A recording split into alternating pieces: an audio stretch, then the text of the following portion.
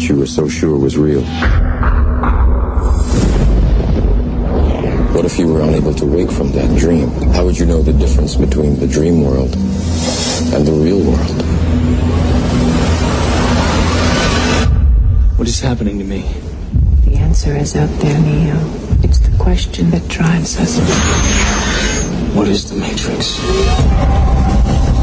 The Matrix is the world that has been pulled over your eyes to blind you from the truth.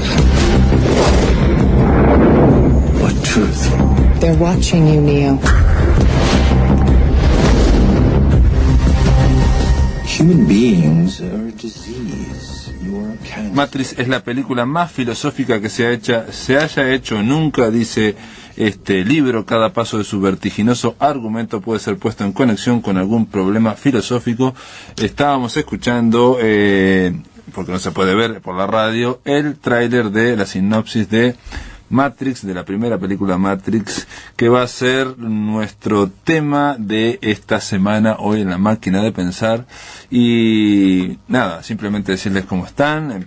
Arrancamos la máquina ya con la Matrix. ¿Qué es la Matrix? La respuesta está ahí afuera. Neo, bueno, una serie de cosas que iremos desglosando en esta semana que comienza aquí en La Máquina de Pensar. Quiero decirles que tenemos ahí en control de emisiones a Gonzalo Gervás, contentísimo por el fin de semana. Lo felicito, la verdad que lo felicito. Y a Flaco Germán también contento este fin de semana.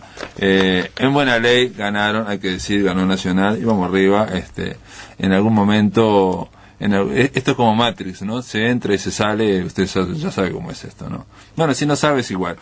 Matrix, reitero, es la película más filosófica que se haya hecho nunca. Esto lo escribió un filósofo norteamericano que dice exactamente, se llama William Irving, en un libro que se llama Matrix y la filosofía.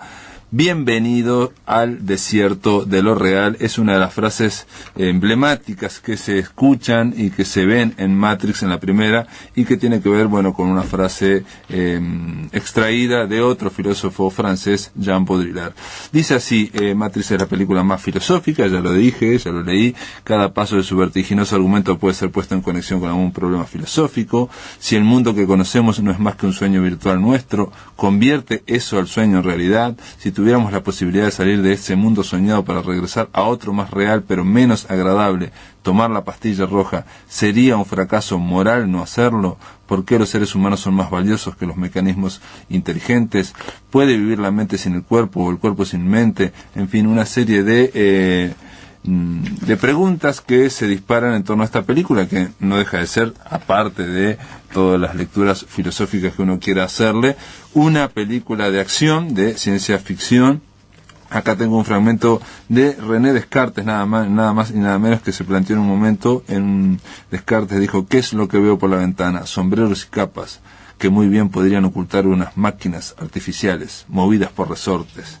En fin, para charlar, para comenzar esta semana dedicada a Matrix, esta trilogía, es más que una trilogía, es un universo Matrix, porque también hay que contar ahí con un videojuego, con un game de estos para gurises, para jóvenes, y también hay que contar con 9 cortos que vi, Animatrix, que están muy interesantes, son dibujos animados, animaciones de 15 minutos que tienen que ver con el universo Matrix. No cuentan necesariamente precuelas o secuelas, sino con historias paralelas. Algunas complementan e historian todo lo que vemos en Matrix, otras simplemente funcionan ahí.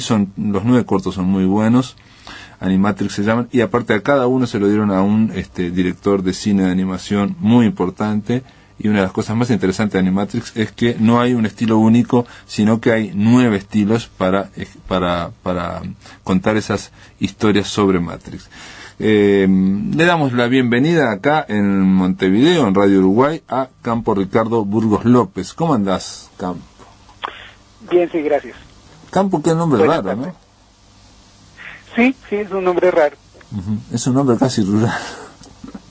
Sí, es cierto. Campo Ricardo Burgos López es psicólogo y magíster en literatura, es autor del libro que contiene 3 miradas, Premio Nacional de Poesía Colombiana en el 93, y es autor de las novelas José Antonio Ramírez y Un Zapato y El Clon de Borges, lindo título para una novela, El Clon de Borges. En el 2007 compiló la antología del cuento fantástico colombiano. En el 2009 publicó Pintarle bigote a la Mona Lisa, las Ucronías.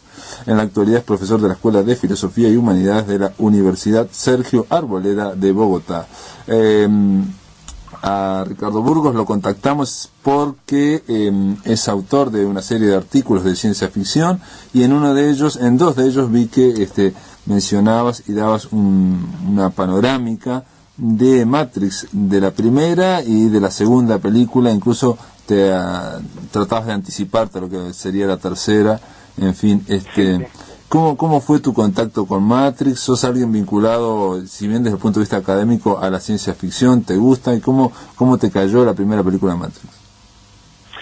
Pues de hecho, la primera vez que la vi pues me sorprendió muchísimo porque recuerdo que cuando salí de la sala de cine me asombró muchísimo que por primera vez alguien se animara a una mezcla tan rara como Platón y Jiu-Jitsu o Berkeley y Karate. Era una cosa extrañísima, pero me parecía absolutamente original. Es decir, hasta entonces nadie había abordado la filosofía como lo habían hecho los hermanos Wachowski.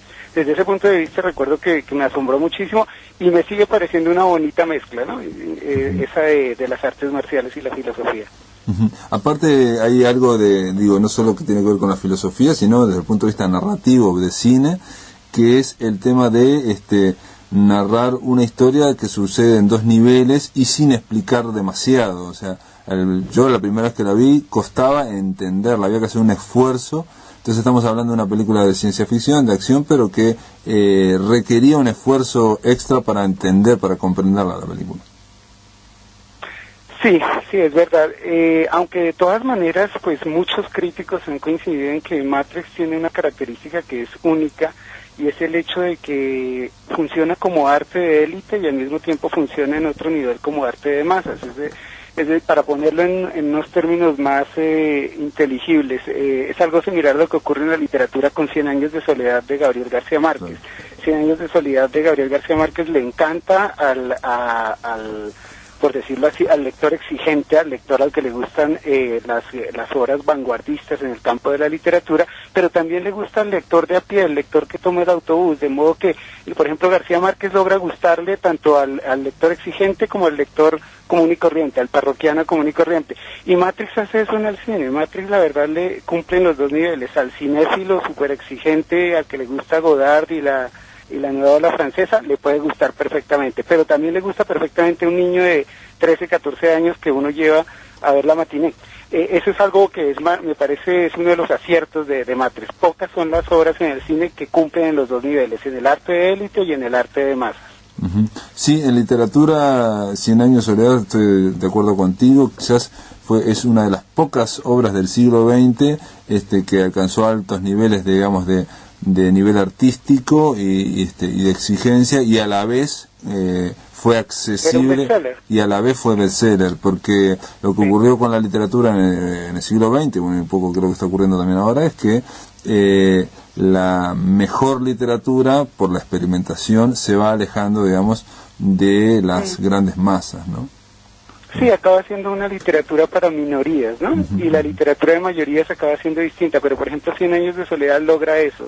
100 años de soledad encanta al lector exigente, al que le gustan los juegos de minoritarios, vanguardistas, pero también le encanta al lector común y corriente que no tiene mayor formación en el campo, ¿no?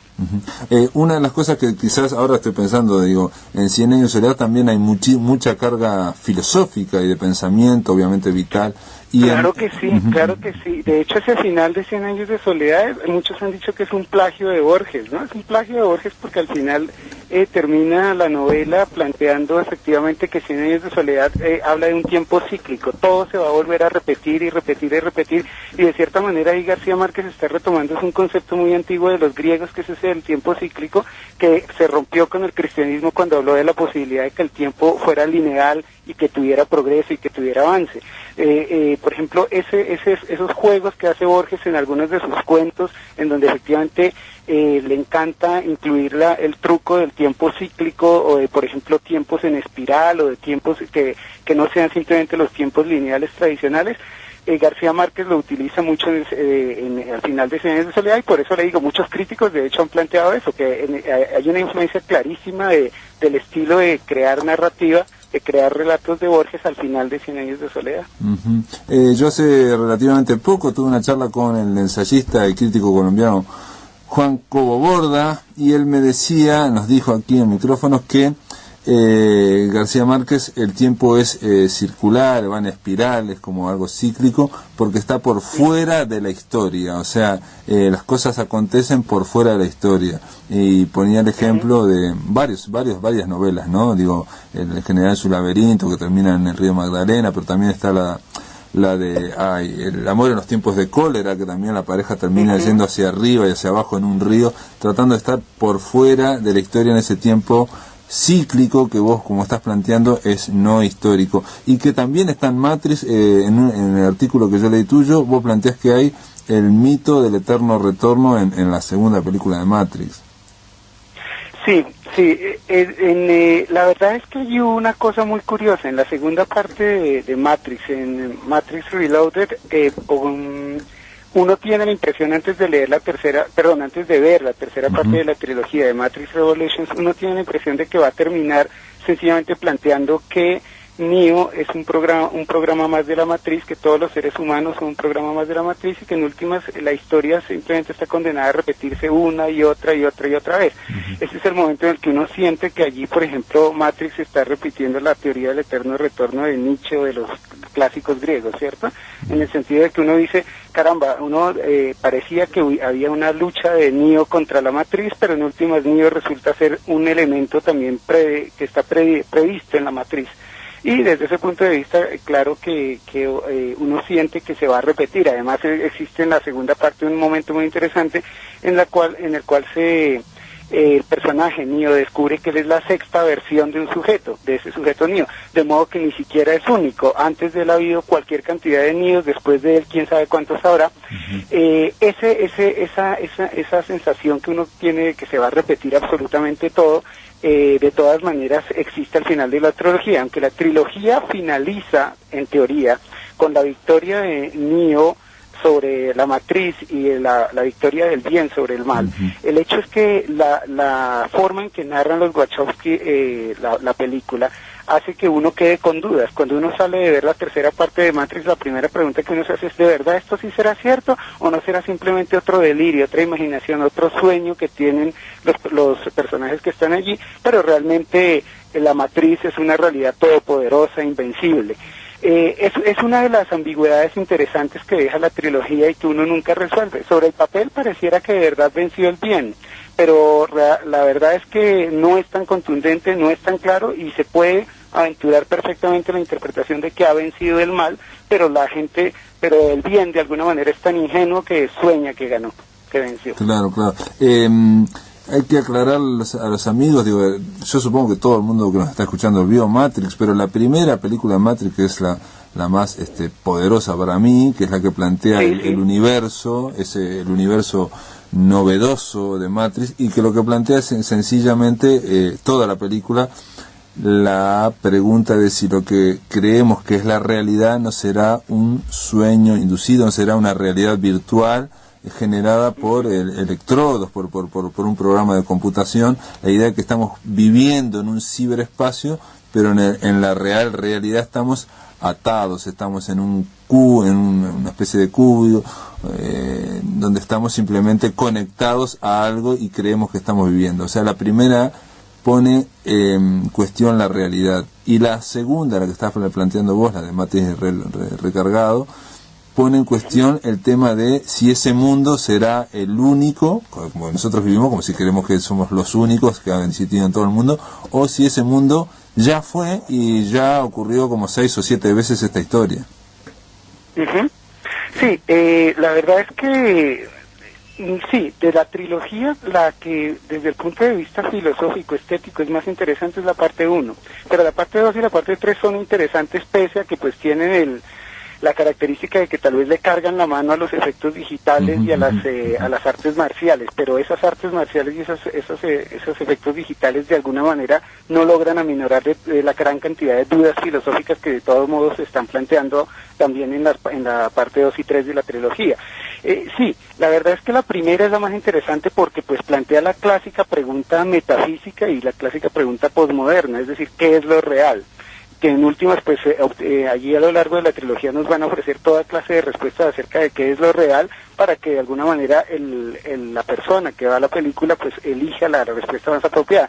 Pero es la duda, ¿no? Es la duda acerca de qué es lo real, qué es la ficción, que es una pregunta clásica de la metafísica, pero también en la posmodernidad es la pregunta por excelencia, ¿no? Es decir, uno ve que Baudrillard todo el tiempo plantea que hoy en día vivimos en un mundo totalmente ficticio, que la realidad ya no existe, que vivimos en una suerte de ficciones mutuamente compartidas, pero no existe la realidad. De ahí pues la expresión del desierto de lo real, que es de Baudrillard, ¿no? Ese momento en el cual en Matrix Morpheus saca a Neo de la matriz y le dice bienvenido al desierto de lo real. Es una frase típica, el desierto de lo real de Baudrillard, para plantear Baudrillard la idea de que lo real como tal, la realidad ya no existe, todo lo que es una gran cantidad de ficciones, y estamos en un momento histórico en que la realidad ha sido borrada, solamente vivimos en medio de esas ficciones y podemos, con las consecuencias pues trágicas o de todo tipo que se pueden seguir del hecho de que habitamos solamente mundos ficcionales que como tal pues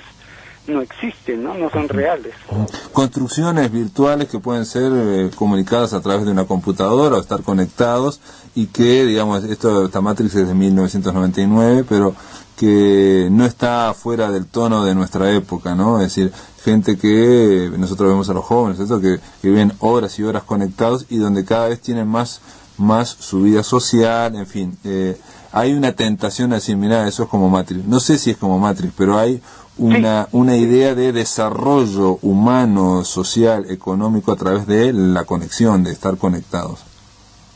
Sí, eso es típico. Los que han analizado Matrix siempre han coincidido en que eso es un elemento de lo que llaman los expertos en el tema cyberpunk, ¿no? El cyberpunk es un género de la ciencia ficción que trata acerca de el hecho de que el ser humano cada vez más se está volviendo un apéndice de las máquinas en todo sentido, y que hasta cierto punto los humanos nos estamos transformando en máquinas y las máquinas se están volviendo más humanas que los mismos humanos.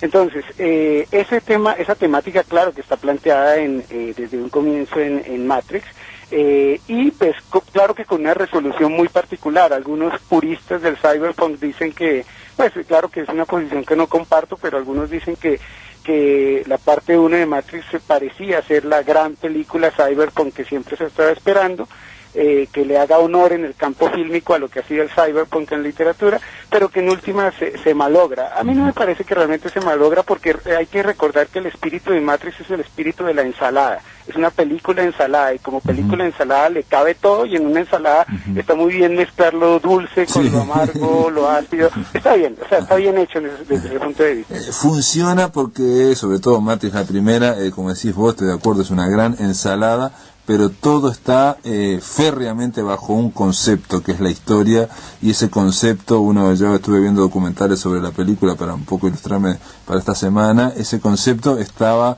vigente en todo, ¿no? Desde el vestuario, desde el montaje, los efectos especiales, todo estaba bajo el mismo concepto de la historia, y entonces esa ensalada que podía ser una miscelánea, que podía no funcionar, funciona tirando líneas hacia todos los sectores, porque digo, desde Platón hasta Baudrillard está todo tocado.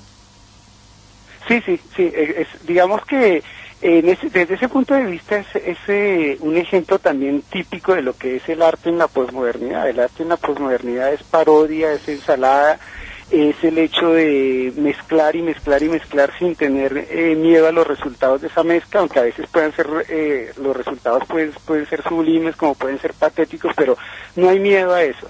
Y eso, desde ese punto de vista, también es un paradigma de esa clase de lo que se ha denominado filmes postmodernos o arte postmoderno. Y como decíamos, tiene momentos que constantemente están en el arte posmoderno. Siempre está la idea de estar parodiando y estar haciendo homenajes al pasado. Entonces hay un momento en el que se le hace un homenaje a Baudrillard y aparece un libro de Baudrillard en la película. hay un momento en el cual se le quiere hacer un homenaje a los creadores del cyberpunk y aparecen elementos cyberpunk en la película. Hay momentos en que se les quiere hacer un homenaje a George Berkeley y aparecen ideas de Berkeley en la película. Por ahí cierto filósofo que la vio la primera vez decía eso. Me sorprendió en Matrix que Matrix es la primera vez que veo que Berkeley se le entrega mascadito y bien mascadito a las masas. Sí, es cierto, súper útil para eso. Pero no solamente ahí, en muchos campos, y esa es la característica de una película pues ya antológica y clásica como esa, ¿no? Yo creo que a veces los clásicos tienen esa capacidad. Hay otro filósofo esloveno, Slavoj Žižek, que dijo que esta película Matrix es una especie de test de Rorschach, como son manchas, donde cada uno ve lo que quiere ver. Mis amigos lacanianos dicen, me aseguran que los autores del guión deben haber leído a Lacan, los defensores de la Escuela de Frankfurt dicen que leyeron a Frankfurt, los de la New Age también, en fin, los de platónicos obviamente dicen que hay una Matrix calca la imagen platónica de la cueva, donde seres humanos comunes como prisioneros están atados a sus asientos y obligados a ser espectadores de una oscura representación que los engaña. Sí, desde el punto de vista del filosófico literario tiene dos lecturas que han sido pues ya comunes en los análisis que se han hecho. Siempre se ha dicho que Matrix es una excelente introducción a la filosofía idealista, aprende uno muchísimo Platón, Descartes, Berkeley viendo esa película, aprende uno muchísimo Borges viendo esa película, por el hecho de que Borges es de esa misma línea. Borges es de la idea de que todo cuanto habitamos es ficciones, ¿no? La obra básica de Borges se llama Ficciones, que es del 44, y quiere plantear fundamentalmente esa idea, que ya la realidad ha desaparecido y todo lo que existen son ficciones útiles en las cuales habitamos. De alguna manera Borges se está anticipando muchas décadas a las hipótesis de Baudrillard. Además sabemos que Baudrillard se inspiró en Borges para buena parte de sus planteamientos filosóficos, y pues por ejemplo allí también hay otra beta interesantísima para hacer relaciones entre lo que plantean los hermanos Wachowski y lo que siempre ha planteado Borges y lo que ha planteado la literatura posmoderna a partir de ese momento, ¿no? Bueno, Borges es un capítulo porque Borges está en todas partes, Borges se anticipó casi todo. Sí. Borges es como Dios, está en todas partes, es cierto. Así que con Campo Ricardo Burgos López te queda pendiente una charla, pero exclusivamente sobre Borges. Nosotros le hemos dedicado este año, que se cumplieron 25 años de la muerte de Borges, le dedicamos 2 semanas, una semana dedicada a Borges poeta, otra dedicada a Borges narrador, pero le vamos a dedicar otra semana a Borges pensador, ensayista, y te vamos a llamar para conversar solo de Borges. Te doy gracias por estar acá en La Máquina de Pensar. Bueno, Pablo, muchas gracias, que esté muy bien. Gracias. Un abrazo. Hasta luego. En el aire de Radio Uruguay, La Máquina de Pensar. Amigos, estuvimos conversando con Ricardo Burgos López, lo llamamos a Colombia y ahora llamamos a México para conversar con Fabián Jiménez Gato. ¿Cómo andás, Fabián? Hola, muy bien, Pablo. Gracias por llamar. Fabián Jiménez es profesor de filosofía por el IPA, es uruguayo, pero vive desde hace bastantes años ahí en México. Entre otros libros ha publicado ¿Qué hacer después de la orgía? El destino de la imagen en la cultura contemporánea. Está bueno el título, ¿Qué hacer después de la orgía? El otro es Simulaciones, notas para una hermenéutica de superficies, en el 2008. Y Erótica de la banalidad, simulaciones, abyecciones, eyaculaciones, en el 2011. Obviamente hay un montón de artículos que ha escrito Fabián. Trabajás como docente, ¿no? Allá en el centro. Sí, ahora estoy, desde el 2008 en la Universidad Autónoma de Querétaro, ahí en la Facultad de Bellas Artes. Sí, y también aquí en el DF doy unas clases en Centro de Diseño, Cine y Televisión. Y bueno, Fabián, habíamos leído un artículo tuyo en Enciclopedia y estaba pensando en este libro, por lo menos solamente a través del título, Simulaciones, notas para una hermenéutica de las superficies, que de alguna forma, digamos, amerita que te pregunte, sobre Matrix y sobre el simulacro, la simulación, y sobre, alguien que siempre se lo vincula a este filósofo francés Jean Baudrillard, aunque él también se ha tratado de despegar un poco de el tema Matrix, ¿no? Sí, de hecho la película es interesante, sobre todo la primera, porque bueno, al inicio de la trilogía hay referencias como muy claras al pensamiento de Jean Baudrillard en el film, ¿no? Desde el libro que aparece al comienzo, ¿no? Que es un libro falso, ¿no? También un simulacro de libro donde Neo esconde sus programas piratas, ¿no? Este hacker que luego se va a convertir en esta especie como de héroe de lo real. Y en el shooting script, que no es lo que vimos ya en la pantalla, pero en los primeros borradores del guión de la película, sí hay referencias como muy específicas al pensamiento de Jean Baudrillard, en particular a su libro Simulacros y Simulación, cuando Morfeo le explica por primera vez a Neo de qué se trata el asunto de la matriz. Entonces sí, ahí hay como articulaciones interesantes en la película, tanto con este filósofo francés y con la teoría de la simulación, como también una serie de obsesiones que ya están presentes en la literatura cyberpunk ya en los 80s. Entonces como que la película es una especie de enorme remix con múltiples referencias, tanto de la filosofía oriental, de la teoría de la simulación, del propio cyberpunk, la propia expresión, la idea de una matriz o Matrix, como se llama la película, sí tiene mucho que ver con algo que había inventado Gibson en los 80s para dar cuenta de esta aparente realidad del universo de la simulación, de la virtualidad, que tiene que ver sobre todo con la interacción electrónica. Entonces me pareció, en el momento en que escribí este artículo, que ya tiene como unos 10 años, porque sí lo escribí al tiempo de ver la primera película de la trilogía, sí me pareció como muy interesante esta recuperación que se hacía desde la cultura de masas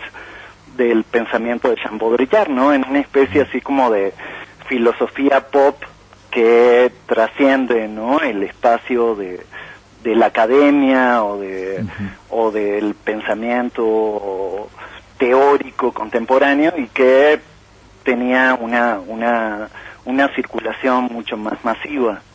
No, aparte tiene, digamos, no esas interpolaciones, digamos, filosóficas no suenan, no parecen metidas a prepo, sino claro, que funcionan sí. Perfectamente. En el caso de lo que estamos hablando de Jean Baudrillard, la frase que dice Morfeo, le dice a Neo: bienvenido al desierto de lo real. Al desierto de lo real. Él lo dice realmente en un desierto, ¿no? Lo dice en un momento diciendo, lo que ocurre en la Tierra es que la Tierra se le cortó el sol, entonces lo único que hay es solamente desiertos oscuros, ¿no? Acantilados, todo roca, y no hay absolutamente nada, y lo que estamos viviendo como la vida, digamos, el American Way of Life, ¿no? La vida del capitalismo tardío, todo eso es una configuración programada por una computadora. Pero cuando él le dice bienvenido al desierto de lo real, ahí está siendo muy plástico, ¿no? Tiene una fuerza bárbara esa escena. Sí, claro, y aparte, al interior de la ficción, al interior de la película, el desierto de lo real no es una metáfora, sino que es un poco una descripción bastante objetiva del estado de la civilización, ¿no? Y lo interesante es ver cómo los hermanos Wachowski pudieron traducir en imágenes y en la propia diégesis cinematográfica lo que hasta el momento había sido o bien una metáfora literaria, pensando un poco en Borges, porque de hecho esta idea del desierto de lo real la retoma Baudrillard de un texto de Borges que se llama Del rigor en la ciencia, que aparece al final de la Historia universal de la infamia. Y por otra parte, para Baudrillard el desierto, sobre todo el desierto en Estados Unidos o las rocallosas, son también como una metáfora del capitalismo tardío, ¿no? Y del universo de la simulación. Entonces, sí fueron coincidencias muy afortunadas. Lamentablemente, Baudrillard lo invitaron a colaborar en la segunda y la tercera parte de la trilogía, y él como que mantuvo cierta distancia, ¿no? Porque él sentía que, bueno, su teoría de la simulación era como un poco más compleja que bueno, que la aproximación ya cyberpunk en clave cinematográfica que habían manejado los hermanos Wachowski, pero yo creo que hicieron un trabajo así como bastante interesante a la hora de retomar, ¿no? La teoría de la simulación y llevarla a la ficción. Lo que está claro es que, Matrix no es una película para difundir el pensamiento filosófico de Baudrillard, sino que tomaron parte del pensamiento filosófico. Baudrillard dice en una entrevista que yo tengo acá, dice que, bueno, él vio que sobre todo a partir de la segunda, ¿no? La película es un síntoma muy instructivo y un fetiche para un mundo gobernado por la pantalla, donde ya no hay más distinción entre lo real y lo imaginario, pero hay una confusión, dice Baudrillard, por la que no he hablado antes sobre Matrix. Ellos toman la hipótesis de lo virtual como un hecho y lo traducen en fantasmas visibles. Claro. Y él lo que dice es que la característica fundamental de este universo de simulación reside en la imposibilidad de usar las categorías de lo real para referirse a ello. Matrix es en muchos aspectos algo extravagante y naif y perverso, dice este hombre. Sí, porque en realidad hay como toda una dimensión utópica en la trilogía de los hermanos Wachowski, y hay todavía un límite claro entre lo real y la simulación. Desde el momento, Neo vive dentro de la matriz, dentro de esta alucinación consensual producida por las máquinas, pero al momento en que lo desconectan y lo rescatan, él un poco como que tiene esta posibilidad de entrar y de salir de la simulación, y ya a medida que avanza la trilogía descubrimos que hay como una especie de espacio todavía humano, no en la superficie de la Tierra, que como tú bien decías, se había convertido ya en un desierto, pero sí en el interior de la Tierra tenemos Zion, como este último bastión de la resistencia humana contra las máquinas, y ahí se vuelve a establecer un corte muy claro entre la simulación y un espacio de resistencia humana que estaría fuera de este espacio de la simulación. Por eso Baudrillard decía, no, ojalá las cosas fueran tan simples, ¿no? Claro. El problema de la simulación es que uno no se puede salir de la simulación, y que los buenos simulacros son los que no permiten ese reconocimiento de los mismos como simulacros, ¿no? Que es un poco lo que sucede con la gente conectada a la matriz, que tristemente es un poco lo que sucede con la virtualidad del sistema, de Internet, ¿no? Que cada vez se nos hace más difícil distinguir entre lo real y su representación, y yo creo que eso es algo que se ve claramente en la película, ¿no? Sobre todo para la gente que está conectada, que vive su vida como si nada ocurriera, ¿no? Es un signo de los tiempos, y aparte cuando vos decís la gente que está conectada y vive cada vez más adentro, lo que estamos viendo es que cada vez hay más gente más conectada. Quiero decirte simplemente, Fabián, antes de ir al corte, porque ahora lo estaba pensando, que el libro que vos planteás de Baudrillard, Simulación y Simulacros, hubo tan autoconciencia por parte de los Wachowski al hacer la primera de Matrix. Estuve viendo un documental donde Keanu Reeves dice directamente esto: antes de leer el guión me pidieron que leyera este libro de Baudrillard. Sí, eso es impresionante, que le mandaran a Keanu Reeves antes del guión el libro, como para ver si le entraba el proyecto. Me parece súper interesante. Y aparte, Keanu Reeves previamente, unos cuantos años antes de que se contactaran los Wachowski con él, también estuvo participando, actuando en una película muy interesante, Johnny Mnemonic, que es una adaptación de un cuento corto de William Gibson, que es así como el padre del cyberpunk.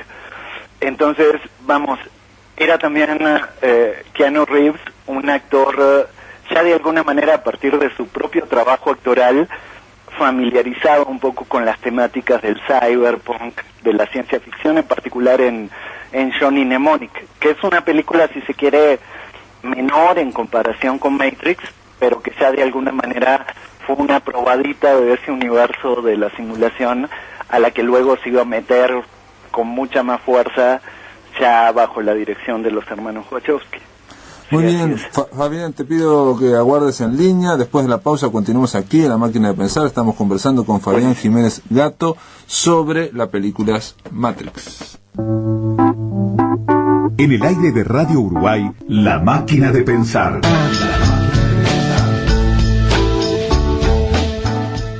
Seguimos acá, La Máquina de Pensar. Estábamos conversando con Fabián Jiménez. Él vive allá en México, es docente en la Universidad de Querétaro, y estamos conversando en torno a un artículo que publicó hace muchos años Fabián. En ese artículo, Fabián, déjame leerte un fragmento de este artículo tuyo, porque mencionás a otro escritor que no hemos mencionado y que de alguna forma es un amigo de Baudrillard, o sea, intervino, que es Ballard, ¿no? Ballard dice lo siguiente: siento que el balance entre ficción y realidad ha cambiado significativamente en la última década. Rápidamente sus roles se han invertido. Vivimos en un mundo gobernado por ficciones de todo tipo. Vivimos dentro de una enorme novela. Para el escritor en particular es cada vez menos necesario inventar el contenido ficcional de su novela. La ficción ya está ahí. La tarea del escritor es inventar la realidad. Sí, yo siento que en cierta medida tanto este giro que se da a nivel de la ficción cuando escritores propiamente vinculados al movimiento cyberpunk o Ballard, que es un antecedente así como bastante ilustre, igual que Burroughs, empiezan a plantear, bueno, en realidad no tiene sentido hacer ciencia ficción porque ya la ficción, está ahí, está en la realidad, ¿no? La realidad supera toda forma de ficción.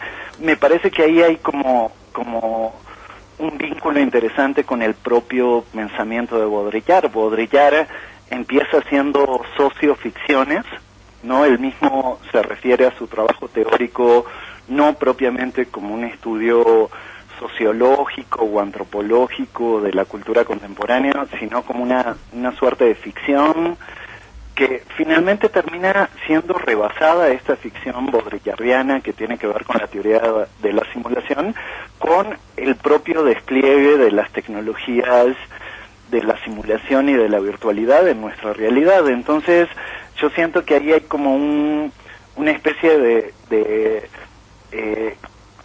por decirlo de alguna manera, una especie como de inversión, ¿no? Pasamos de la teoría de la simulación de Baudrillard a la simulación de la teoría de los hermanos Wachowski, ¿no? Como que hay un autor que estuvo trabajando mucho el tema de la simulación a nivel teórico, luego esta teoría va a ser simulada al interior de una ficción que en cierto sentido la subsume. Y siento que es algo parecido a lo que sucede con Ballard, cuando Ballard va a plantear, bueno, la tarea del escritor es inventar la realidad, ¿no? Porque la ficción ya está ahí, estamos rodeados de ficciones, de simulaciones, si usamos el lenguaje de Baudrillard, y bueno, lo real se convierte un poco como en el objeto perdido, y por eso mismo en el objeto de deseo. Un poco es como, yo siento que la utopía del cyberpunk, de la trilogía de los Wachowski y de la propia teoría de la simulación, su dimensión utópica está en lo real. A Baudrillard no le interesa tanto la simulación, lo que le interesa es lo real que está de alguna manera desapareciendo por todos estos mecanismos de sustitución de lo real por sus signos, que es un poco así como el punto de partida de la simulación. Entonces yo creo que ahí hay como ciertas complicidades entre la escritura, el cine, la reflexión teórica, y esta complicidad está en que todos estos pensadores y todos estos creadores están más que nada preocupados por lo real, pero no pueden acceder a lo real directamente a la manera de, no sé, del naturalismo, del realismo de hace un siglo, sino que se intentan aproximar a lo real a partir de una vía negativa, que sería esta reflexión sobre los procesos de simulación. Hay una, Fabián, vos planteás, y digo, obviamente también lo plantea Baudrillard, un poco para hablar del signo, digamos, y no el referente, el tema de la realidad. Baudrillard menciona a Borges y a ese cuento, ese breve texto, en el cual, digamos, para que la gente confunda el mapa con el territorio, digamos, es aquel cuento de Borges. Sí, así es. En la fábula de Borges todavía era posible establecer esta distinción, ¿no? Es una historia muy divertida que él la relata en un párrafo, donde, bueno, es un imperio donde el colegio de cartógrafos quería hacer un mapa tan cercano a la realidad que al final el mapa termina coincidiendo con el territorio. Escala 1 a 1, una escala 1 a 1. Una escala 1 a 1. Entonces, ¿qué sucede? Ya, obviamente, ese mapa, como es escala 1 a 1, se vuelve muy poco operativo, porque si queremos descubrir el territorio, tenemos que atravesar el mapa, ¿no? Entonces, el mapa deja de funcionar como modelo, y lo que va a decir Borges es que las futuras generaciones abandonan el mapa a la impiedad del sol y de las tormentas. Entonces el mapa, ese enorme proyecto de hacer un mapa que coincidiera con el territorio, termina siendo olvidado, y hoy en los desiertos lo que quedan son fragmentos del mapa pudriéndose sobre el territorio. Entonces lo que hace Baudrillard es darle vuelta a la fábula de Borges, y lo que va a decir Baudrillard es, bueno, hoy lo que se está pudriendo ya no es el mapa sobre el territorio, sino los jirones del territorio desapareciendo sobre el mapa, ¿no? Entonces lo que tenemos en el caso de Baudrillard y en ese primer planteo de la teoría de la simulación en los 80 es, bueno, lo que estamos experimentando como la realidad no son más que modelizaciones de lo real, mapas de lo real, y esta dimensión de lo real cada vez está como más en repliegue o en retirada. Y lo que hay, digo, posteriormente también, aparte de la modelización de la realidad, obviamente eso se veía en los 80, pero llegó a unos niveles impresionantes, ya va a continuar expandiéndose, es la producción de los medios de comunicación, de todos los medios tecnológicos, no ya de reproducir la realidad, sino de producir realidad. Claro. Entonces donde lo real, donde todo se convierte casi en una ficción, y tomando tus palabras, lo real se convierte en objeto del deseo, y ahí vemos, por ejemplo, los reality shows o otras cosas que pretenden vender un fragmento de realidad, pero en realidad todo es una máquina ficcional que lo va envolviendo, ¿no? Claro, y aparte esta especie de obsesión por el reality show parece ser un síntoma cultural de esta desaparición de lo real, ¿no? Claro. Porque si uno tuviera la realidad mucho más a la mano, como experiencia vital, no tendría que prender la tele para ver la realidad. reality shows, Claro. ¿no? Entonces, eso, prendería la tele para ver ficción, no para ver ficción, realidad. ¿no? O lo mismo para comprar libros, compraría libros de ficción y no de novela histórica, ¿no? Claro.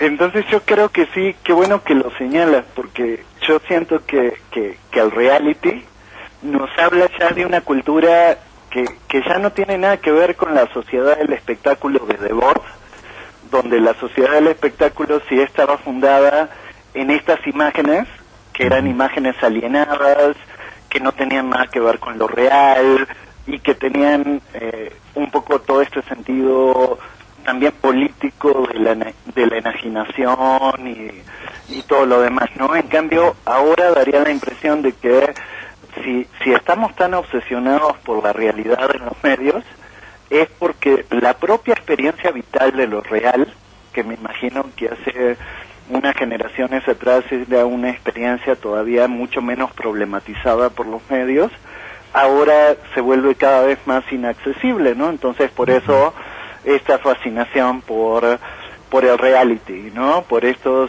experimentos psicosociales que empezaron, televisivos, que empezaron con el Big Brother y que ahora se han convertido en la tónica de el discurso televisivo. Pero yo creo que eso nos habla también de una especie de carencia, ¿no? Están intentando cubrir una experiencia de socialidad orgánica que se ha ido perdiendo, que es un poco como las redes sociales. Sí, sí, ¿no? por eso lo que se transmite es una especie de placebo o una especie de algo que parece realidad.